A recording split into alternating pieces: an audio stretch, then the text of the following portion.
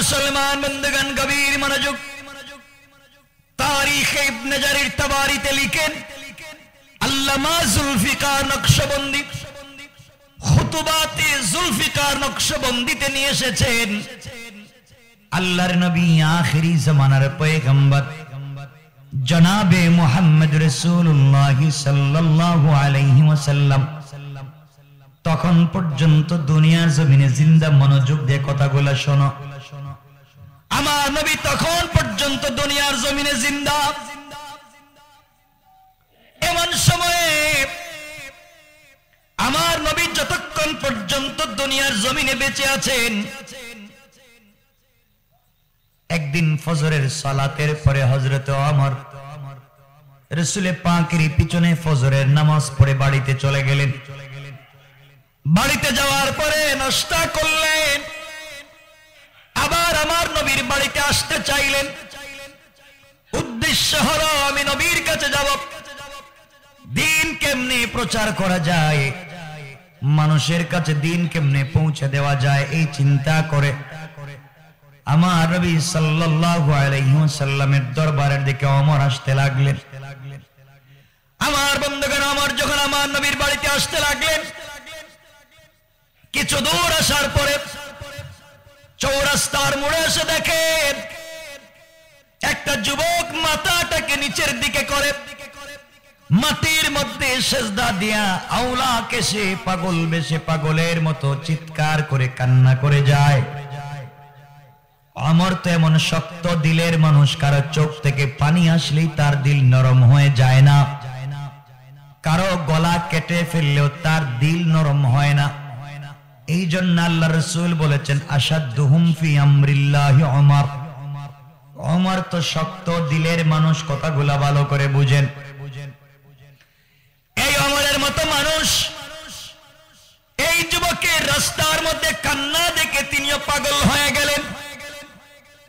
যুবকটাকে ডাক দিয়া বলছেন, যুবক রে, তুমি কেন রাস্তার মধ্যে কান্না কাটি করো? কি হয়েছে? কেন এবার তুমি কান্না করতেছো? কি অপরাধ? কে তোমাকে কি করেছে? তুমি আমাকে বলো। যুবক ডাক দিয়া বলছেন, ভাই ওমর রে, আমি এত বড় অপরাধী, এত বড় অন্যায় করেছি, যেই অন্যায়ের কারণে মাটির মধ্যে সেজদায় পড়ে কান্নাকাটি করি। আমার মন বলতেছে দুনিয়ার কোনো মানুষ নাই যে আমার পক্ষে কথা বলবে, আমার গুনাহ মাফের জন্য চেষ্টা করবে। আমার বললেন, কি গুনাহ করেছো তুমি আমাকে বলো। আমার বন্ধুগণ, গভীর মনোযোগ দিয়ে কথাটা শুনতে পারেন। যুবক বলতেছেন, ভাই ওমর রে, আমি যে গুনাহ করেছি আপনার কাছে বললে আপনিও আমাকে বের করে দিবেন, আপনিও আমাকে মারবেন, আপনিও আমাকে আঘাত করবেন, তাড়াইয়া দিবেন। আমার বলছেন, যুবক বলো না কি করেছ। যুবক ডাক দিয়া বলছে, ভাই ওমর রে, তোমার কাছে আমার গুনার কথা বলতে চাই না, তুমি আমার একটা উপকার করে দাও। কি উপকার? এখন পর্যন্ত দয়ার নবী মায়ার নবী জিন্দা, তুমি যদি আমাকে রাসূল পাকের দরবারে নিয়ে যেতে পারো, তুমি যদি আমাকে বিশ্ব নবীর দরবারে নিয়ে যাও, আর আমার নবী আমার জন্য আল্লাহর দরবারে হাত উঠিয়ে ক্ষমা চায়, আমার বিশ্বাস আমার আল্লাহ আমার রাসূলের হাতকে ফিরাইয়া দিবে না। বলো না, তুমি আমাকে রাসূল পাকের দরবারে নিয়ে যাও, আমি রাসূলের কাছে গেলে আমার গুনার কথা খুলে বলবো। হযরত ওমর ফারুক রাদিয়াল্লাহু তাআলা আনহু যুবকটাকে হাত ধরে চেহারার দিকে তাকাইয়া দেখেন কত সুন্দর চেহারা, তার দাড়ি ভিজে ভিজে, গাল ভিজে ভিজে, চোখের পানি পড়ে। যুবকটাকে ধরে ধরে রাসূল পাকের দরবারে নিয়ে গেলেন। আমার নবীর কাছে গিয়ে বললেন, পয়গম্বর আরবি, আপনার বাড়িতে আমি এসেছি, ইসলাম কেমনে জিন্দা করা যায় তা নিয়ে পরামর্শ করতে চাই। দিনের প্রতি মায়েদেরকে বোনদেরকে কেমনে নিয়ে আসা যায়, ইসলামের কাজের প্রতি মহিলাদেরকে কেমনে দাবিত করা যায়, পরামর্শ করতে আপনার দরবারে এসেছিলাম পয়গম্বরে আরবি। রাস্তার মধ্যে যুবকটাকে পেয়েছি গুনার জন্য কান্না করে। কি অপরাধ করেছে আমি জানি না, শুধু কান্নাই করতে আছে। আপনার দরবারে নিয়ে এসেছি, আপনি জিজ্ঞাসা করেন তো দুনিয়ার জমিনে কি করেছে। আমার নবী ডাক দিয়া বললেন, যুবক রে, কি গুনাহ করেছো, কি অপরাধ করেছো আমি আগে জানতে চাই না। তুমি রহমতের নবীর দরবারে এসেছো, আল্লাহর বন্ধুর বাড়িতে এসেছো, তুমি কি সকালে কোন নাস্তা করেছো? যুবক বলছেন, পয়গম্বর আরবি রাত্র থেকে আমি পানীয় পান করি না। নবীজি তাকে ঘরের ভিতরে নিলেন, নিজের প্লেটে বসে নাস্তা করালেন। এরপরে যুবকটাকে বললেন, বলো বাবা কি অপরাধ করেছ, কেন তুমি এত কান্না করো? তোমার গালের মধ্যে কালো দুইটা দাগ পড়ে গিয়েছে, তুমি কান্না করতে করতে দুর্বল হয়ে গিয়েছো, এমন গুনাহ কি করেছ? যুবক ডাক দিয়া বলছেন, পয়গম্বর আরবি আমি এত বড় অপরাধ করেছি, দুনিয়ার জমিনে আমার মতো অপরাধী আর নাই। আমার মন বলছে আমার মতো গুনাহগারকে আল্লাহ মাফ দিবেন না। পয়গম্বর আরবি ডাক দিয়ে বলছেন, যুবক বলো না, কি এমন অপরাধ করেছো যার জন্য তুমি এত কষ্ট পাও? তুমি এত বড় গুনাহ কি করছো? তোমার গুনাহ কি আল্লাহর সাতটা সবগুলা জমিনের চাইতে বড়? যুবক ডাক দিয়া বলছেন, পয়গম্বর আরবি আল্লাহ যত জমিন দুনিয়ার জমিনে সৃষ্টি করেছেন, সকল জমিনকে যদি এক পাল্লায় রাখা হয়, আমি যে গুনাহ করেছি গুনাহকে যদি আরেক পাল্লায় রাখা হয়, পয়গম্বরে আরবি আমার গুনার পাল্লাই ভারী হয়ে যাবে। আমি এত বড় গুনাহ করেছি, আপনার কাছে বললে যদি আপনি আমাকে বের করে দেন। আমার নবী যুবকটাকে নিজের কাছে বসালেন আর বললেন, যুবক বলো তোমার গুনাহ কি আল্লাহর সবগুলো আসমানের চাইতে বড়? যুবক চোখের পানি ছেড়ে হাউমাউ করে কান্না করে বলছেন, পয়গম্বর আরবি আমার মন বলছে আমার গুনাহটা আরো বড়। এবার রাসূল পাক বসে বসে যুবককে জিজ্ঞাসা করলেন, বলো বাবা, আসমান জমিন একত্রিত করলে যত বড় হয়, তোমার গুনাহ কি আরো বড়? যুবক চোখের পানি ছেড়ে বলছেন, পয়গম্বর আরবি আসমান জমিন মিলালে যত বড় হয়, আমার গুনাহ আরো বড়। নবীজি আশ্চর্য হয়ে গেলেন, এত বড় গুনাহ কি দুনিয়ার মানুষ করতে পারে? এবার আমার রাসূল বললেন, যুবক বলো তোমার গুনাহ কি আল্লাহর বিশাল আরশের চাইতে বড়? যুবক বলছে, পয়গম্বর আরবি আমার গুনাহ আরো বড়। নবীজি বলছেন, লৌহ কলমের চাইতেও কি বড়, আরশ কুরসির চাইতেও কি বড়? যুবক বলছে, পয়গম্বরে আরবি আমার মন বলছে আমার গুনাহ আরো বড়। এবার আমার নবী কান্না শুরু করে বললেন, যুবক বলো তোমার গুনাহ কি আল্লাহর ভয়ঙ্কর সাতটা জাহান্নামের চাইতে বড়? যুবক কাঁদতেছে আর বলতেছে, পয়গম্বরে আরবি বেয়াদবি নিয়েন না, আমাকে বের করে দিয়েন না, আমার গুনাহ আল্লাহর সাতটা জাহান্নামের চাইতেও মনে হয় বড়। আমাকে আল্লাহ স্পেশাল জাহান্নাম বানাইয়া ওই জাহান্নামে দিবেন আমি যত অপরাধ করছি। আমার নবী বললেন, যুবক বলো তো তোমার গুনাহ কি জান্নাতের মসজিদ নামক মাঠের চাইতে বড়, যেই মাঠ হাজার হাজার দুনিয়ার চাইতেও বড়? যুবক বলছেন, পয়গম্বরে আরবি যেই মাঠে জিব্রাইল ফেরেশতা 600 নূরের ডানা দিয়া 70 বছর 24টা ঘন্টা উঠাইলেন আর নামাইলেন, এই মাঠের কুল কিনারা পর্যন্ত পাইলেন না। পয়গম্বরে আরবি আমার মন বলছে আমার গুনাহটা আরো বড়। এবার আমার নবী বললেন, যুবক বলো, ও যুবক জবাব দাও, তোমার গুনাহ কি আল্লাহর আটটা জান্নাতের চাইতে বড়? যুবক বলতেছেন পয়গম্বরে আরবি আমার মন বলছে আমার গুনাহ আরো বড়। এবার নবীজি আশ্চর্য হয়ে গেলেন, এত বড় গুনাহ আবার কি? নবীজি বললেন, যুবক বল, আরশ, কুরসি, লৌহ কলম, জান্নাত জাহান্নাম, আসমান জমিন, আল্লাহ যা কিছু বানাইছেন সব যত বড়, একত্রিত করলে হয় তার চাইতেও কি তোমার গুনাহ বড়? যুবক কাঁদতেছে আর বলতেছে, পয়গম্বরে আরবি আপনি যত জিনিসের তুলনা করেন না কেন আমার গুনাহ আরো বড়। এবার আমার নবী বললেন, যুবক বলো, হাল্লা শুরাকতা বিল্লাহ, নিশ্চয় তুমি আল্লাহর সঙ্গে কাউকে শরীক করেছো। কারণ শিরকের চাইতে বড় গুনাহ আল্লাহর জমিনে আর নাই। যুবক বলছেন, পয়গম্বরে আরবি রব্বে পাকের জাতের কসম করে বলছে আমি শিরিক করি নাই। নবীজি বললেন, শিরিক করি নাই, তাহলে এত বড় গুনাহ হয় কেমনে? এবার নবীজি বললেন, জবাব দাও, হাল্লা শুরাকতা বিল্লাহ।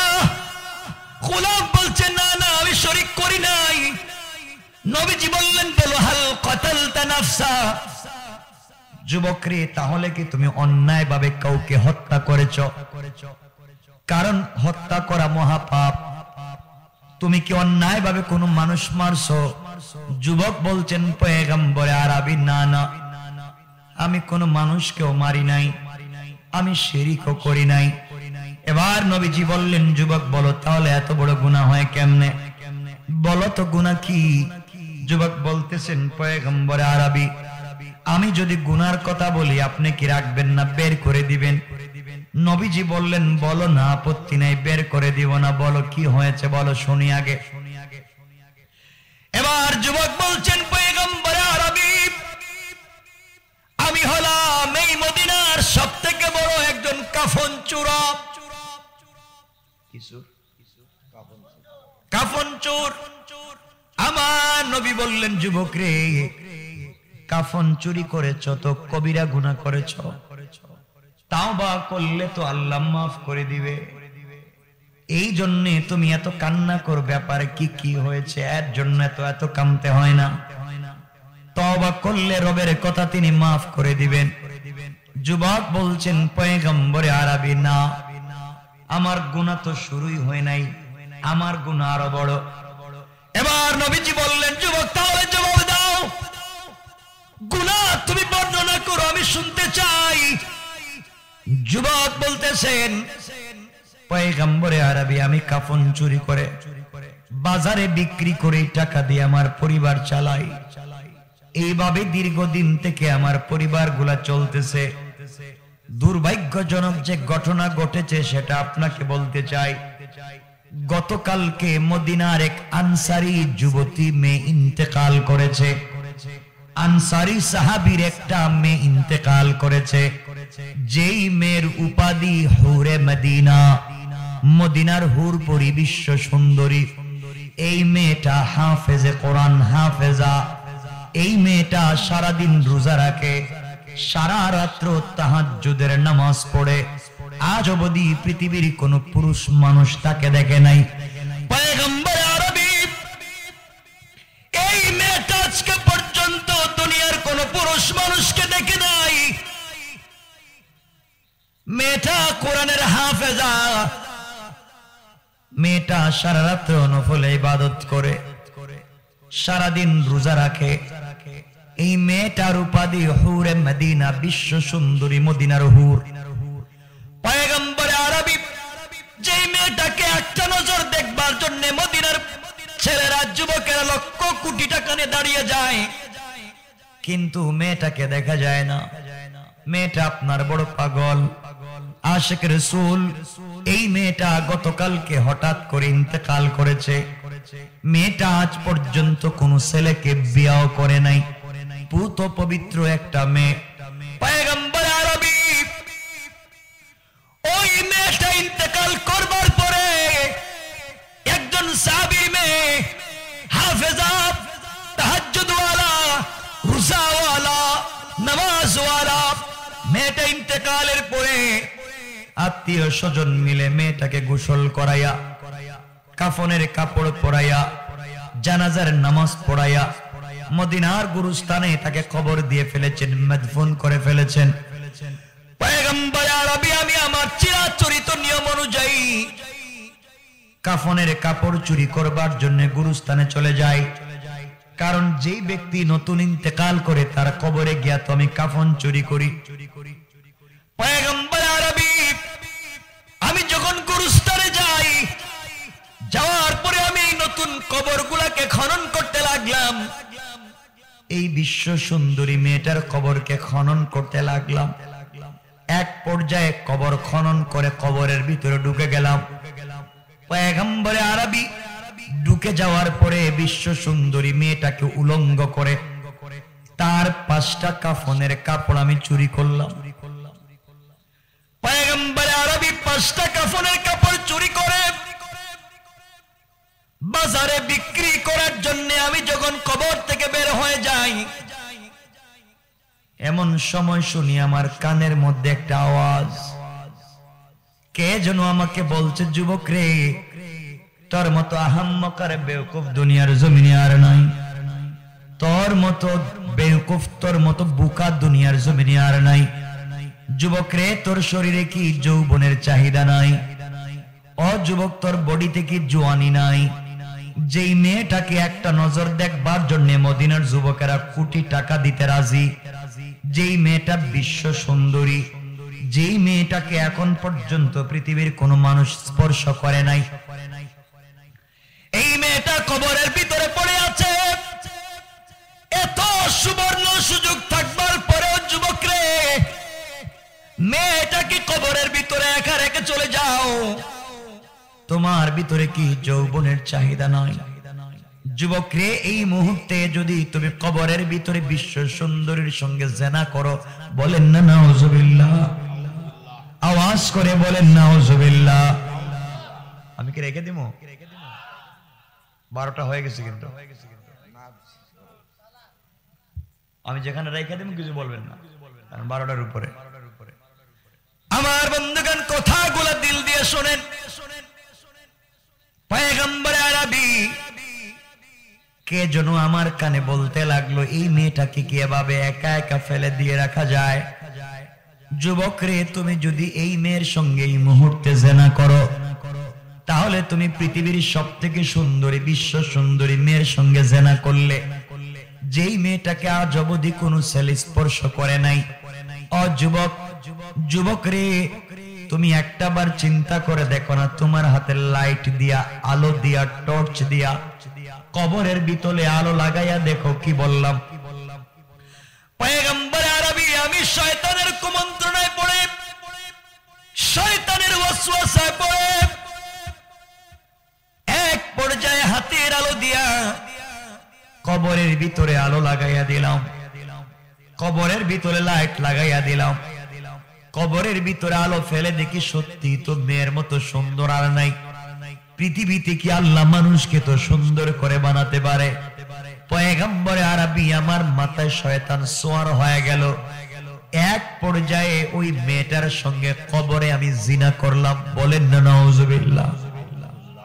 আমি জিনা করে আমার যৌবনের চাহিদা মিটাইয়া 5টা কাফনের কাপড় নিয়ে আমি যখন কবর থেকে উঠে আসি, এমন সময় শুনি আমার কানে আওয়াজ। এই মেয়ে মনে হয় জিন্দা হয়ে কথা বলতেছে।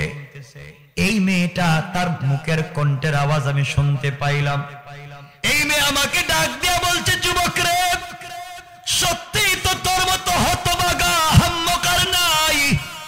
ও যুবক, তুই কয়েক মিনিটের আনন্দের জন্য যা করলে, সারা জীবন আমি আমার সতীত্বের হেফাজত করলাম, সারা জীবন আমি আমার যৌবনের হেফাজত করলাম।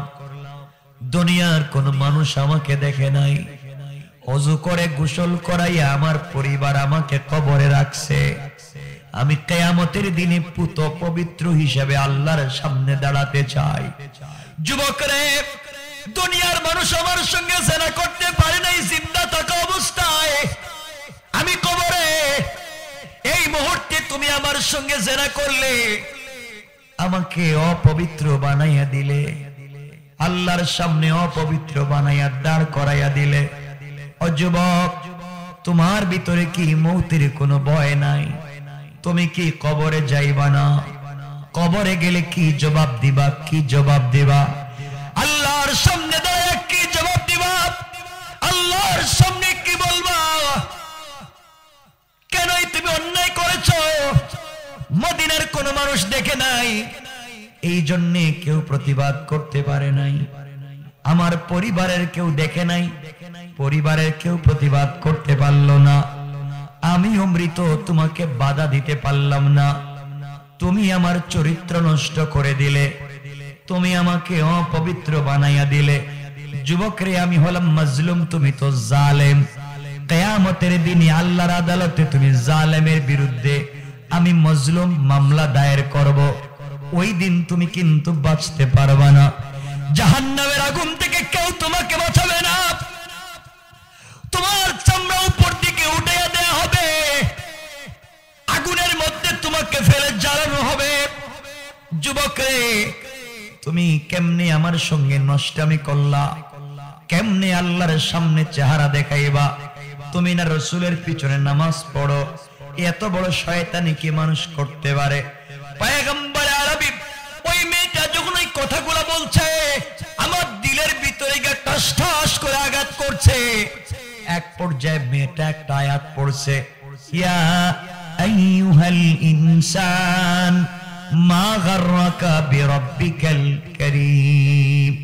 এই মানুষ, কে তোকে ধোঁকা দিয়েছে আমার মতো মহান রব থেকে? অথচ আল্লাযী খালাকাকা, আল্লাহই তোমাকে সৃষ্টি করেছেন। তুমি কয়েক মিনিটের আনন্দের জন্য কেমনে রবকে ভুলে গেলা? পয়গম্বর আরবি এই কথাগুলো শুনতে শুনতে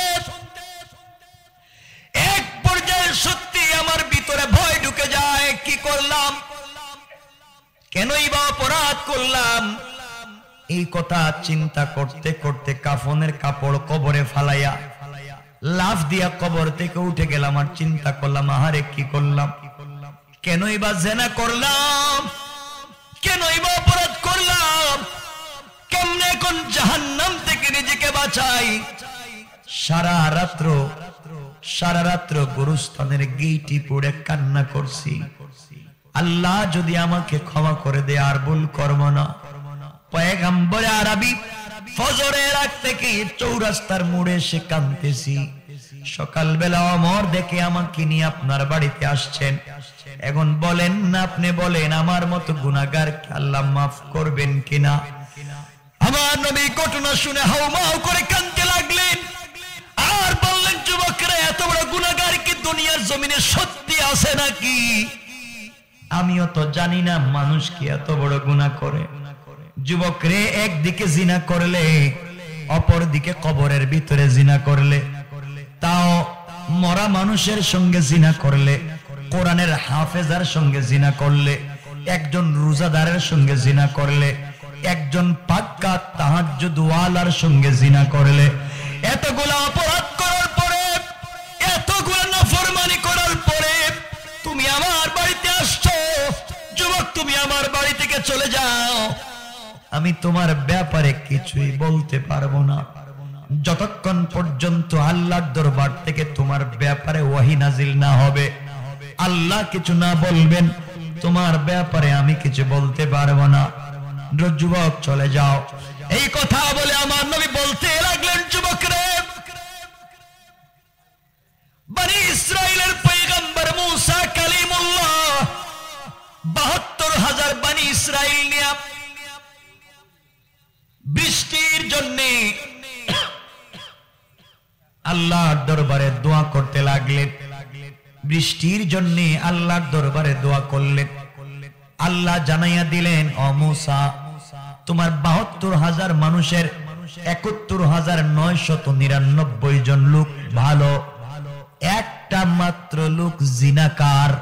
এই একজন জিনাকারের কারণে তোমার দোয়া কবুল করলাম না, ৭২,০০০ মানুষের দোয়াকে আটকাইয়া দিলাম। চিন্তা করেন, মুসা কালিমুল্লাহ, আল্লাহর সঙ্গে যিনি কথা বলে, এমন মানুষের দোয়াকে আল্লাহ বন্ধ করে দিলেন। ও যুবক, ৭২,০০০ মানুষের দোয়াকে কবুল করলেন না শুধুমাত্র জিনা করার অপরাধে। আর বলো না তুমি এতগুলা গুনাহ করেছো, তোমার দোয়া কেমনে কবুল হয়? আমি জানি না। আমার বাড়ি থেকে তুমি চলে যাও, দূরে চলে যাও, ওহীর মাধ্যমে কোনো ফয়সালা না আসলে আমি কিছু বলবো না। আমার মুসলমান বন্ধুগণ, যুবক আমার নবীর বাড়ি থেকে চলে যায়, যাওয়ার সময় কান্নায় আর বলে, পয়গম্বর আরবি আপনার বাড়িতে আসছিলাম, দয়ার নবীর দরবারে এসেছি, আয় আল্লাহ তাআলা নবীজি আমাকে বের করে দিয়েছেন। তিনিও বলছেন আমার মতো গুনাহগারের গুনাহ মাফ হবে কিনা জানি না। আয় আল্লাহ আমার তো হায়াতে জিন্দেগি এখনো বাকি, আমি তো চাই আমার গুনাহগুলার অপরাধগুলার শাস্তি দুনিয়ায় হয়ে যাক, এরপরেও কবরে কোনো শাস্তি আমি নিতে চাই না, কবরের ভিতরে কোনো কষ্ট আমি নিতে চাই না, কিয়ামতের দিনে কোটি কোটি মানুষের সামনে জিনাকার হিসেবে দাঁড়াতে চাই না। আল্লাহ তুমি কি আমাকে মাফ করবা না? মানুষেরা গভীর মনোযোগ দিয়ে শোনো। এই যুবক কান্না করতে করতে মদিনার সবথেকে উঁচা পাহাড়ের উপরে উঠে গেল। মদিনার উঁচা পাহাড়ের উপরে উঠে কান্না করে বলছে, আল্লাহ আমি মদিনার সবথেকে উঁচা পাহাড়ের উপরে উঠে গেলাম, আমি তো সাধ্য মতো উঠেছি, এর উপরে উঠবার জায়গা নাই। আল্লাহ তাআলা এর উপরে আমি আর উঠতে পারবো না, তুমি যদি গুনাহ মাফ না করো আমি কোথায় যাব? তুমি তো নমরুদের দোয়াকে রাত্রে কবুল করছো, তুমি তো ফেরাউনের দুয়ারেও রাত্রে কবুল করছো। আয় আল্লাহ যারা সারাদিন তোমার নাফরমানি করেছে, রাত্রবেলা তাদের দোয়াকেও তুমি কবুল করছো। আল্লাহ অপরাধ করেছি, অনুতপ্ত হয়ে গিয়েছি, আর অন্যায় করব না, তওবা করলাম, তুমি আমাকে গুনাহ মাফ করে দাও। গভীর রজনীতে যুবক কান্না করে বলছে, আল্লাহ আমার নাম তো গুনাহগার, তোমার নাম আজিজুল গফফার, আয় আল্লাহ তুমি কি আমার গুনাহ মাফ করবা না? আমি কোথায় যাব? এমন সময় গভীর রাত্রি তোমার কাছে হাত উঠাইয়া ধরেছি, যেই সময় কত স্বামী তার স্ত্রীর গলা জড়াইয়া ঘুমায়, কত বাচ্চা তাদের মা বাবার কুলে উইটা ঘুমায়, কত ভাই তার ভাইয়ের গলা জড়াইয়া ঘুমায়, কত ভাই তার ভাইয়ের গলা জড়াইয়া ঘুমায়, কত পাখি বাসার মধ্যে ঘুমায়, পৃথিবীর সকল প্রাণীগুলা তাদের বাসায় ঘুমিয়ে আছে। আয় আল্লাহ আমি গুনাহ করে ঘুমাই না, কারণ কেউ আমার গুনাহ মাফ করার পথ বলে দেয় না। শেষ পর্যন্ত তোমার নবীর বাড়িতে গিয়েছিলাম, তিনিও বাইর করে দিছে। এবার জিবরাইল বলছেন, পয়গম্বর আরবি তাহলে জবাব দেন,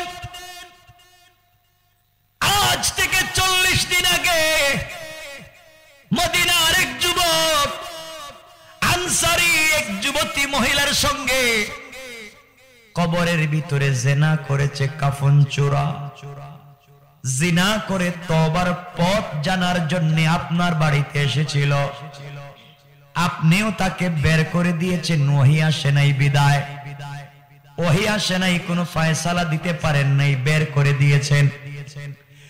আল্লাহ জানাইয়া দিয়েছেন, পয়গম্বর আরবি দুনিয়ার কোন গোলাম যদি গুনাহ করে, সন্তান গুনাহ করলে বাবা ঘর থেকে বের করে দিতে পারে, কোন স্টুডেন্ট অন্যায় করলে টিচার বের করে দিতে পারে, কোন মুরিদ অন্যায় করলে পীর তারে বের করে দিতে পারে, কোন উম্মত শয়তানি করলে নবী তারে বের করে দিতে পারে, কিন্তু আমার আল্লাহ জানিয়ে দিয়েছেন, তার কোন গোলাম যদি গুনাহ করে আটলান্টিক মহাসাগর পরিমাণ হয়ে যায়, আসমান জমিনও তার গুনাহে ভরে যায়, আল্লাহ কোন সময় তার রহমতের দরজা, তার তওবার দরজা বান্দার জন্য বন্ধ করে দেয় না। আল্লাহু আকবার। পয়গম্বর আরবি যত বড় গুনাহগার আল্লাহ বলেছেন দুনিয়ার সবাই তাড়াইয়া দিতে পারে, ঘরের দরজা বন্ধ করে দিতে পারে, আল্লাহ আল্লাহ তার গুনাহগার গোলামের জন্য তওবার দরজা বন্ধ করে দেয় না। আপনি বের করে দিয়েছেন সত্য, কারণ ওহী আসে নাই, কিছু বলতে পারেন নাই। এই যুবকটা জিনা করে পাহাড়ের উপরে উঠে এমন তওবা শুরু করেছে, আল্লাহ পাক তার তওবাকে কবুল আর মঞ্জুর করে তার জিন্দেগীর গুনাহগুলোকে maaf করে জান্নাতি বলে ফয়সালা করে আমার কাছে ওহী দিয়া আপনার কাছে দিতে বলে পাঠাইয়া দিয়েছে। পয়গম্বর আরবি তাআলা এই যুবক 40টা দিন যেইভাবে তওবা করেছে, আল্লাহ বলেছেন তার তওবা মদিনার লিস্টেড রেজিস্টারে কিত 70 জন জাহান্নামীর মধ্যে যদি বন্টন করে দেওয়া হয়, এত বেশি তওবা করেছে, আল্লাহ এত বেশি খুশি হয়েছেন তার তওবায় আর লিস্টেড রেজিস্টারে কিত 70 জন জাহান্নামীকেও আল্লাহ maaf করে দিতে পারে। পড়েন সুবহানাল্লাহ। এই জন্য আমার আল্লাহ আমার তেলাওয়াত কি তরুচ্ছতে বললেন, ওয়াল্লাযীনা ইয়াকুলুনা রাব্বানা সরিফ আন্না আযাব জাহান্নাম ইন্না আযাবাহা কানা গারামা। আমার আল্লাহ জানায় দিলেন, গোলাম রে, সাকারাত শুরু হয়ে যাওয়ার আগে, গারগারা শুরু হয়ে যাওয়ার আগে, কবরে চলে যাওয়ার আগে, মালাকুল মউত পৌঁছে যাওয়ার আগে, আজরাইল চলে আসার আগে আগে আমার যেই গোলাম গোটা জিন্দেগীর গুনার জন্য আমি আল্লাহর দরবারে হাত উঠে ক্ষমা চাইবে, আমি আল্লাহ কথা দিলাম গোলাম রে তার গোটা জিন্দেগীর গুনাহগুলোকে maaf করে জান্নাতি বলে ফয়সালা করে দিতে আমি আল্লাহ 1 মিনিটও দেরি হবে না। পড়েন সুবহানাল্লাহ, আল্লাহু আকবার। এজন্য আজকের মূল বিষয়, 1 নম্বর অহংকার করা যাবে না, 2 নম্বর গালি দেওয়া যাবে না, 3 নম্বর রুকু সিজদা আল্লাহর পায়ে, 4 নম্বর যত গুনাহ করেন সাকারাতের আগে রবের কাছে তওবা করেন, রব সবাইকে maaf করে দিবেন। সুবহানাল্লাহ বলেন। এতক্ষণ পর্যন্ত কথা বললাম, রাত্র 12:30 হয়েছে, আর কথা বললাম না, আরে 1 মিনিট, 1.5 ঘন্টা হয়ে গেছে। মাশাআল্লাহ। আপনাদের উপজেলা চেয়ারম্যান আমার ভাই জনাব আসাদুজ্জামান বাবু ভাই, তিনি 1 লক্ষ টাকা দিয়ে গিয়েছেন। মারহাবা বলেন, জোরে বলেন মারহাবা। আল্লাহ আমার ভাইয়ের দানকে কবুল করো।